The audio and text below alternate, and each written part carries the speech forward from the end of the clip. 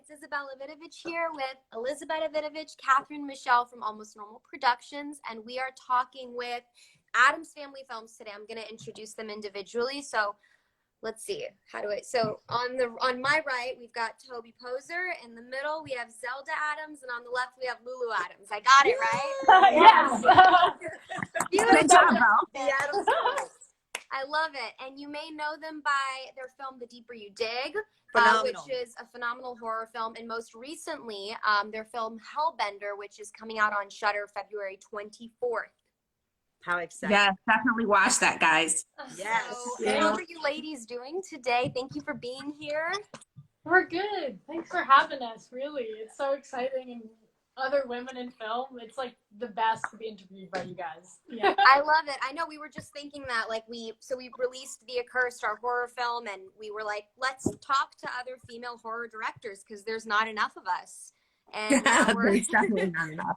talking to some women in film. So I guess, like, one of the things that us three were talking about earlier is how we feel like women bring a really unique perspective to the horror genre. It's very different than, you know, what men, I think, bring to the horror genre. And we'd be curious to know how you guys feel like, you know, women's perspectives is, how it contributes to horror specifically. Mm-hmm. Sure. And first of all, let me congratulate you on The Accursed. Phenomenal film. So happy that it's out there and to have seen it. And yeah, just what a beautiful piece. Thank you. Strong, badass women. I'll respond to your question. I think that, I mean, this will be a generalization, of course, because I think that women can make whatever kind of film they want. I think they can make as active action films or as gory, you know, a slasher film as any non-female. But I do think that when I think of the great films that I've seen written and directed by females, I think women bring a real emotional intelligence to their. I think that women in horror have a very strong emotional core to their horror narratives. I think that just by the sheer nature of what women or people with the womb share is that, you know, through menstruation, you know, we have a tie to blood that goes beyond violence that I'm kind of fascinated by. Interesting. You know, whereas a lot of male ties to blood is all about violence and pain, and for women there's an added element where blood is life and it's lineage, and that's something in The Accursed too. You know, there's this strong theme of blood ties and the magic in blood. So I could go on and on about moon blood and such, but I do think women offer something incredibly intellectual in their horror. Yeah, I also think that, like, women directors do a great job in showing real people, real women, real characters. That's something that we love to do in our films is, you know, Toby likes to say, if someone has a pimple, let's show that off. You know what? It's real. Cellulite, it's real. I think a lot of times in, you know, Hollywood movies, you know, they can be kind of shined up and a little bit fake. So I think it's great. And I've noticed that a lot of women directors, especially in horror, like to show women just as they are, very real, natural, and beautiful. Yeah, just to add to what you just said, I love that point, because we're really big on that. We're big on hiring real women, hiring women that, you know, Hollywood would be considered past expiration date. I hate to say that, but it's unfortunate that does happen. And, you know, Catherine and I write characters that we know, which is characters our age and, you know, approaching middle age, some past middle age. And, you know, so yeah, I agree. I really, really love that point. We love real, for sure. Absolutely. I so appreciated in The Accursed that the main women that there were representatives from, you know, all age groups, in particular, and especially mine. And it was great to see them and great acting, by the way, Isabella, you're just a wonderful actress. But I really appreciated seeing strong, multi-dimensional, complex women my age in your film. I just was so grateful for that. Thank you. Thank you. So much. I mean, you know, it starts with the story and the writing and the process. And like Bada was saying, you know, we write what we know and what we want to see and come from a place from, you know, who we are as women. And then we expand from there. And so like when you guys are in your writing process, like what is that like? And how much of that stays in the final product? So like how much of your you know, from the page to the screen, you know, carries through, and can you explain a little bit of your process of storytelling and from the page on? Oh, and before you do, I'm just gonna, I saw a few people say, what's going on. I think they just joined. So just for everybody who just joined, I just wanted to say that it's the female filmmakers of The Accursed talking to the lady filmmakers of Hellbender and The Deeper You Dig. So. Yeah. And to answer your question, Catherine, so we often learn about a scene when we're doing it. So we will write something, but then it's usually just a jumping off point. It ends up being a loose sketch of what we think the scene is about. And then we have the luxury of because it's usually just the 3 or 4 of us doing it, of realizing while we're doing it that we're really finding out what the scene is and it's not what we thought it was. So we're pretty loose with that writing. All of us will contribute ideas, and then we'll write them down and we'll go for something, but we're very loose. Yeah, we many times try things a bunch of different ways, and it's really fun seeing how the scene develops on set while we're shooting it. Like a lot of times I'll start out saying one quote and then think, oh, you know what? I think I would more say it this other way. It just feels more natural. And it's great how we can just kind of come into that as time. And there's really democracy with how we work too, because if we all think the scene should be about something different, we'll shoot it 3 or 4 different ways. And then we'll stick it out in the editing, or the editing, you know, the cream will rise to the top and we'll realize, oh, that's the way it should go.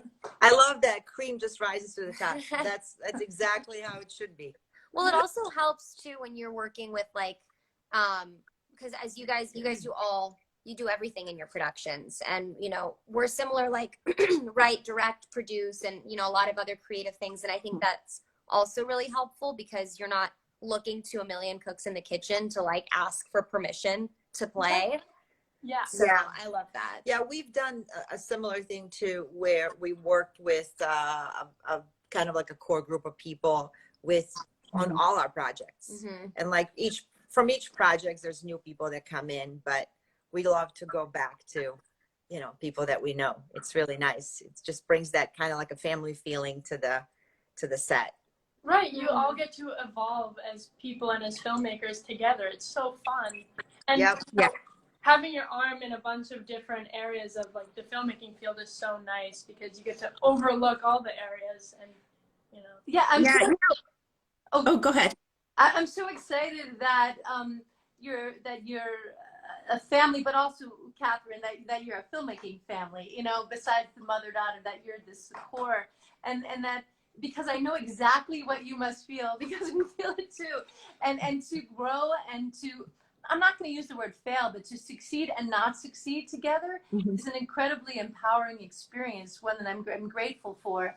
That that when you share something artistic, it's just not only does it just, you know, strengthen and you know, build your heart, but it's something that you can look back on through all of your films that you've done and that we've done. This, I like to think of it as this like living photo album where you have the films themselves, which are like the pictures, but then inside there's like these negatives, you know, film negatives of all the memories kind of running in their own way inside, you know, your brain and your heart and your memories that I'm like, oh my God.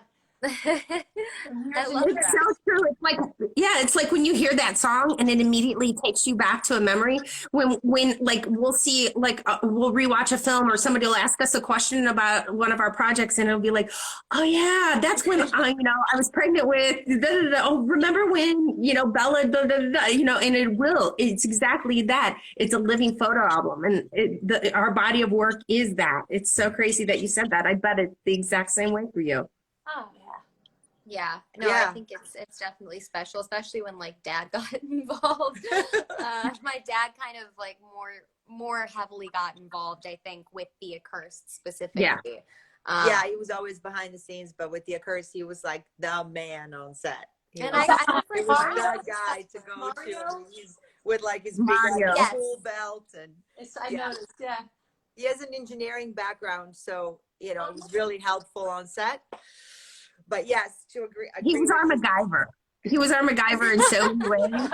And he would be running around with his fanny pack, and everybody's like, "Where's Mario? We need this. Where's Mario? We need that."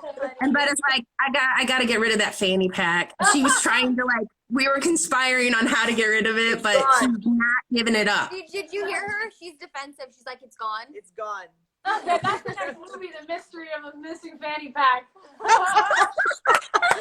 Oh We're my doing gosh. it. It's on record. It's over. But I have it's a question for Zelda and Lulu. I'm wondering, do you have trouble working with your do the lines get blurred ever between parent and like coworker? At least for me personally, no. Just because we all kind of were starting around the same time. Toby had her background in acting, and Zelda and I had done bits of that as kids too. But really, in this indie filmmaking, it was all of our first. So it kind of was so equal that eventually all of us wanted to be heard. And of course, there's times where like, my opinion is the best right now, and I want to film this right now. But very quickly, we kind of just got that flow of taking turns, like Toby said, going in between each way that we wanted it. Yeah. That it was always we were always going to have an opportunity for each of us to take our turn, but we also all have really similar style because we all started together. We don't come from these very different backgrounds. We all come from the same ground. Yeah. We've all begun and grown together, and also like we like to say that as a family, we're all just best friends, like equals. It's not parent child. There's we are parent and child, but we're very close. Like we're best friends, and a lot of my friends are always surprised because I call John and Toby. I call my parents John and Toby, not mom and dad, and they're like, "Why do you call them that? Like that's their names." I love it. I call her mom at home, but I call her Elizabetta when we're like working because I'm like, you're not mom right now. It's so weird. Turned it off. She calls me when she calls me Betta. Weird. So No, weird. I understand that. Only when I'm hurt, I realize that I need something. I by accident, like, hey mom, can I have Because that? I'm so used to mom all the time. And I melt. Anyway. That's so Love Yeah. it. So you clearly gravitate towards horror genre. So far, it looks like you've done mostly horror. I guess. Oh yeah. No, yeah. We found our horror love, and we're sticking to it. No, Yeah, I love that. That's awesome. That's awesome. You're doing it awesome. Obviously, we're big horror fans. Our next feature is also a horror feature. Nice. I'm just curious, what is it about the genre that makes it appealing and attractive when it comes to storytelling for you? Oh, well, I personally love horror because it gives you so much artistic freedom. There are no rules. You can make up your own rules, your own worlds, your own magic, characters, whatever you want. And it's just such a visually appealing genre as well. And, who doesn't love a little bit of blood and excitement, It's kind of like, you can tell any kind of story. You can tell a drama, a comedy, but with horror, you just cover it with a little bit of blood. And there you go. It's true. It's true. I like Very to. true. I really like to think. What I love about horror is that I always say it's a great way to give breath to a nightmare. That we all have fears, and horror serves a similar purpose to nightmares, which is a very safe practice ground. It's a playing field, and within the safety of your dreams to go through something that might terrify you. We all have these deep fears. And so I love that about horror. I sometimes feel bad when friends say, I can't watch your films because I don't watch horror. And I respect that. I totally do. But I want to say, it might actually be kind of good with you because you're just, it's a safe way to exercise your fears. And we all have them. So why cover them up? Let's just, let's kind of live it out and have a little fun too. Absolutely. And then there's so many subgenres of horror too. Yeah. people Yeah. somehow associate horror to just one thing. You people that don't know enough about it. You know, just know in our circles, when we say horror, people just immediately associate Oh, a yeah. girl running through the woods and she's about to get slashed. It's like, Totally. it's so much more than that. Yeah. So, but yeah, I love your take on it. I love Yeah, I remember when we were going out and we were pitching our product, people were like, "Oh," after they would watch it, they'd be like, "Oh, yeah, this is considered elevated horror." We're like, "What does that even mean?" Because it has, you know, it has so a story, it has heart to it, it has, you know. So it was really funny when they were trying to like really pinpoint it because they couldn't quite figure out, like, you know. It was a lot of fun to watch the process, their thought process of our film.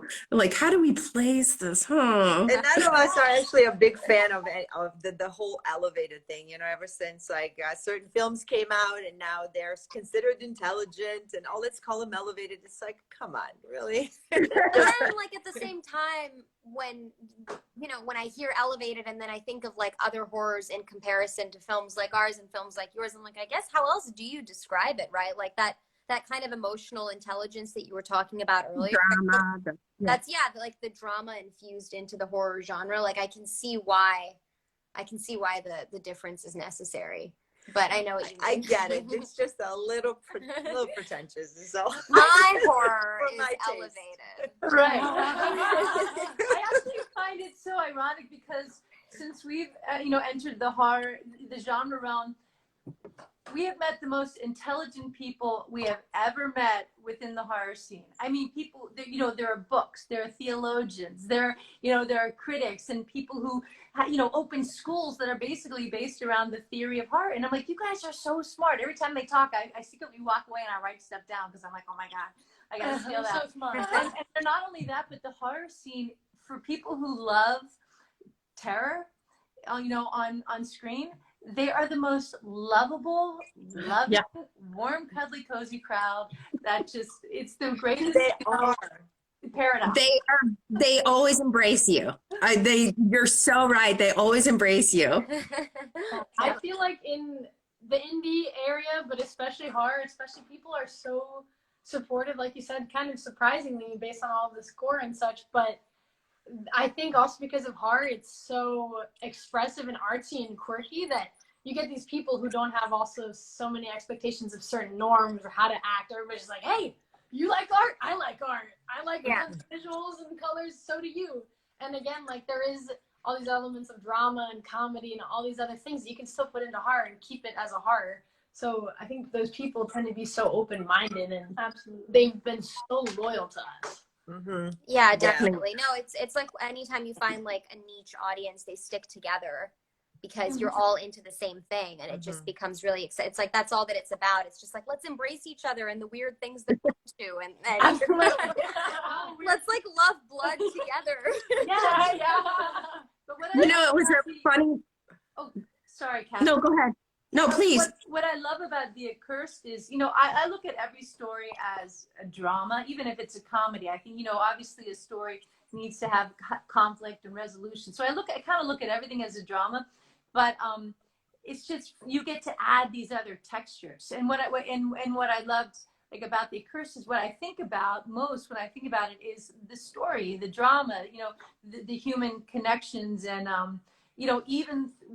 even within this, through the lens of horror, there's so much that we can relate to, or that I could relate to in The Accursed. And what sticks with me is the story, and then then these little moments of horror that percolated up, that I won't give away. But to me, it's always the story that's the heart.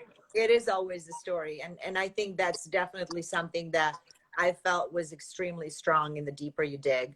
It's what attracted me to it so much. And just this beautiful relationship, which is, I mean, that's really, when you think about it in any film, is what people in general get drawn to, is the relationships you create on screen between people, and, how genuine they can be, and the vulnerability of characters too.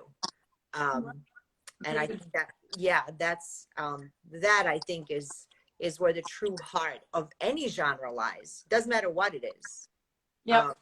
But in particular, speaking of horror, I mean, that's what I'm drawn. It's one of my favorite films, horror films, is Pan's Labyrinth, and I would never say it's a horror, it's a horror movies, but it's been labeled as a horror film, and it did spook me.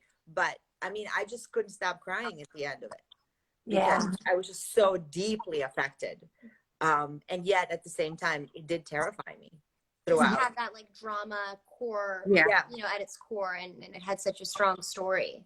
Yeah, The absolutely. horror of that was just the tragedy, and so it just like really pulled at you. I agree 100%. I always say when people ask me this question, when they say, what's your favorite horror movie or your favorite filmmaker? But I love asking the question, so I'm going to ask you, what are some of your favorite filmmakers and films? That's a good question. I've got one since, I usually never say this is my favorite, but it's a perfect time to talk about it. Whenever, I love to talk about the Babadook with people. Oh, yeah. Because it's written and directed by a woman, and I love to see people's take on it, because some people will only see the creep factor of this kind of, spider-looking guy in a top hat crawling on the ceiling, and I'm like, oh my God, you completely missed the point. It is about a mother, and and the fears that a mother has, and the frustrations of raising a difficult child. I mean, that's her terror. That's her monster. And I'm like, oh, there's so many layers there. And I love that some only see the spooky guy in the ceiling, and others, see the metaphor. That's just beautifully put. Yeah, Right. It's beautiful. So well done. I think actually one of my favorite movies and horror movies is Coraline, because other movie has actually like chilled me as much as that one. Maybe it's because I watched it from a young age, but something about the mother in the end just terrifies me, and it's so kind of invasive, if that makes any sense. Even if it's animation and supposed to be like a children's movie, I've always found it creepy, and I'm curious as to why. There's lots of symbolism. I think I love Coraline as well so much, and I feel like there's lots of symbolism in it, and kind of the greener on the other side, or children wanting this kind of spoiled, rich in life kind of experience of like, you're always getting these cakes that you want, and you've got these chandeliers of ice cream shooting down into your mouth, like every child's dream. But often that kind of spoiling aspect and kind of getting what you want usually entails a very toxic relationship as well. And parents that maybe, like in that case, they're not attached at all, and it's more about the giving and what can be taken as well, just for the parent, or maybe the aim of being a photogenic family of like, we're all perfect and we go on these vacations together every year or something, and then kind of going back to her kind of more dull but authentic real life, and parents who do love her no matter how dull they are or whatever. That's kind of pure. Right. I don't know if you agree. One of the reasons it's so good is because of the relationships in that movie. So I'm so happy you guys brought up like the complexity of relationships, because that movie is based solely off of like these weird relationships with parents, and I love that. Yeah. It's like an elevated animated film. We need I love it. elevated animated film definitely. Another one that's kind of similar and to what you're talking about is we need to talk about Kevin. I don't know if you have Yes. Brilliant film. Wow. That is my my favorites. One of my favorites. And another one that's a really cool, it's not really so much about, families, but it is in a way, is Midsommar. Have you guys seen Midsommar? Yes. Yes. And Hereditary. And Hereditary was one of my favorites. Hereditary. Decade. Yeah. But what I love about Midsommar is that kind of female, bonding in the end, and sort of in this kind of strangely horrific way, that she, through her grief, has found comfort in this strange kind of cult, is just like really powerful to me. Yeah. Yeah. He's a very good filmmaker. Yeah, Ari He just Aster. is. Yeah, and Hereditary deals with that same familial relationship. Dynamic. That dynamic. It takes me so long to get spooked. And we were sitting in the movie theaters, and when she was up on the ceiling, or she was up, I was genuinely terrified. was genuinely just that. Just went like back. It's like, oh my God. Yeah. And it does take me. I mean, I was just, it got under my skin.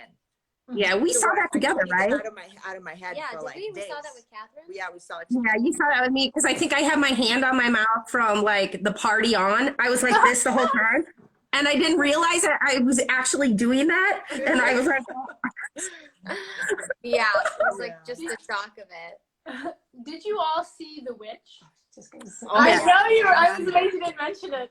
I was trying to hold my tongue. Did you say you all have seen Yeah. The Witch?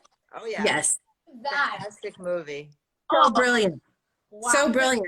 So intense and so much kind of, I felt like a feminine touch to it. Just things about like the pain and like emphasizing the relationships of children and siblings and motherhood and babies. Yep. It was just like so painful as a woman to watch, but I It also was. think my It was hat that off. suffering, that quiet suffering that you saw in every scene. It was intense. Yeah, And then it the was very liberation at the end, you know, I don't want to spoil. real. But Yeah. And another film that's like really awesome and also has female undertones would be The Deeper You Dig in the upcoming Hellbender. Absolutely. So on that note, right?